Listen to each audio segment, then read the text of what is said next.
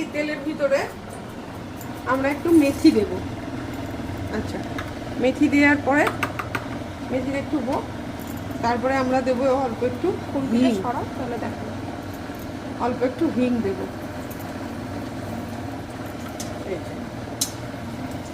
হিং আর একটু মেথি দিলাম,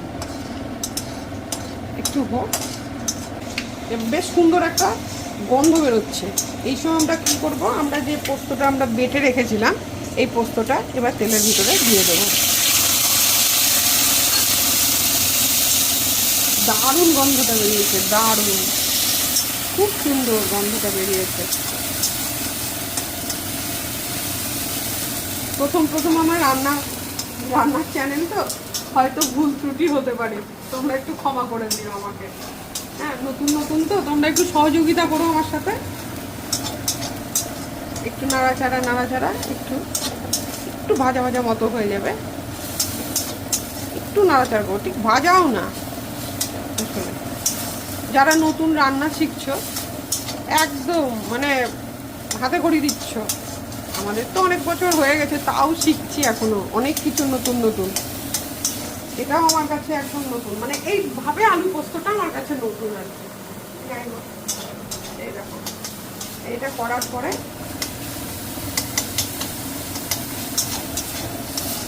এইবার এটা করার পরে আলুগুলো যেগুলো ভেজে তুলে রেখেছিলাম, এইবার এগুলো আস্তে আস্তে এর ভিতরে দিয়ে দেবো।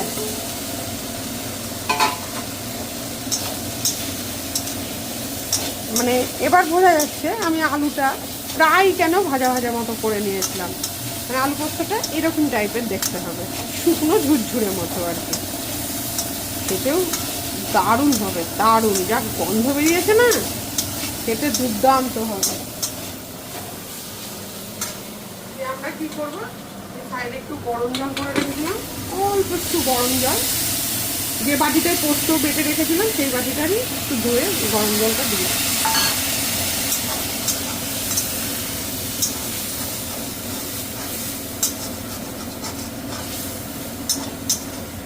গ্যাসের ফ্লেমটা কমিয়ে দিয়ে এবার চেরা কাঁচা লঙ্কা, তোমরা বেটেও দিতে পারো, যেহেতু আমি একটু ঝাল কম খাই সেই জন্য একটু গোটা কাঁচা লঙ্কা দিলাম।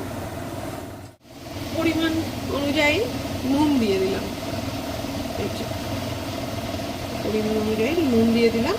আর অল্প একটু মিষ্টি দিয়ে দেবো এর ভেতরে, আর অল্প একটু মিষ্টি দিয়ে দিয়েছি। এবার আস্তে আস্তে ঢাকা দিয়ে দেবো, আস্তে আস্তে এটা হবে। গ্যাসের ফ্লেমটা আমি কমিয়ে দিয়েছি, এটা আস্তে আস্তে হবে।